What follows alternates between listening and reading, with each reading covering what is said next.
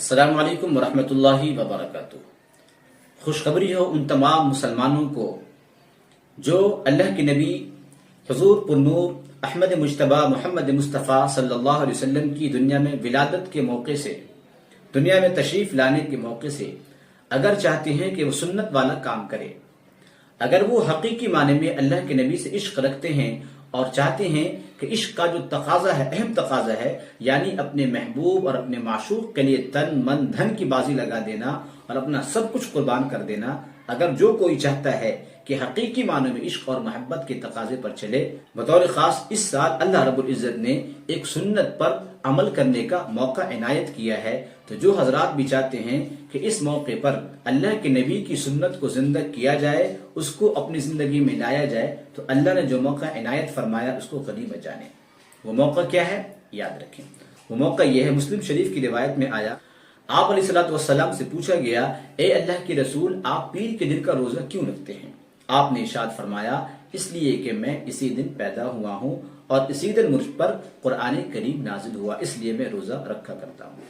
تو دیکھیے، کل 12 ربیع الاول ہے، 12 ربیع الاول پیر کا دن ہے، اس کے بعد 13 تاریخ ہے اردو کی، 13، 14، 15۔ حدیث پاک میں آتا ہے کہ اللہ کے نبی جناب نبی کریم صلی اللہ علیہ وسلم ہر مہینے کی 13، 14، 15 ان 3 دنوں میں، جنہیں ایام 20 کہتے ہیں، آپ روزہ رکھا کرتے تھے۔ لہٰذا جو کوئی چاہتا ہے کہ اللہ کے نبی کی صحیح معنی میں آپ کی سنت پر عمل کیا جائے اور ساتھ ہی ساتھ آپ عشق کا جو حقیقی تقاضا ہے ان کی سنتوں کو اپنی زندگی میں لانا، تو اللہ نے یہ موقع عنایت فرمایا۔ لہٰذا لگاتار آپ 4 روزے رکھ سکتے ہیں۔ ایک تو پیر کے دن آپ نے روزہ رکھا اس وجہ سے، اور 3 دن جو ایام 20 کے ہر مہینے آپ وہ 3 دن روزہ رکھیں۔ یہ عشق کا حقیقی تقاضا ہے کہ آپ اللہ کے نبی کو فالو کریں، آپ کی ایک ایک سنت کو زندگی میں لانے کی کوشش کریں۔ ورنہ میرے بھائی، حقیقت میں دیکھا جائے کہ ابھی اس زمانے میں اللہ کے نبی سے عشق کے نام پر اللہ کی پناہ ایسے کام کیے جا رہے ہیں کہ آپ دیکھ کر کے توبہ استغفار کرنے پر مجبور ہو جائیں گے۔ لیکن کیا کہا جائے، خود بطور خاص ان لوگوں کو جنہوں نے شروع میں اس پر بریک نہیں لگائی، انہوں نے صرف اور صرف اس بات کو سامنے رکھا کہ چلو عشق اور محبت میں سب کچھ جائز ہے۔ میرے بھائی، کیا صحابہ کو یہ بات پتہ نہیں تھی؟ کیا تابعین کو یہ بات پتہ نہیں تھی؟ سارا زمانہ، خیر القرون کا پورا زمانہ خالی ہے ان ساری چیزوں سے۔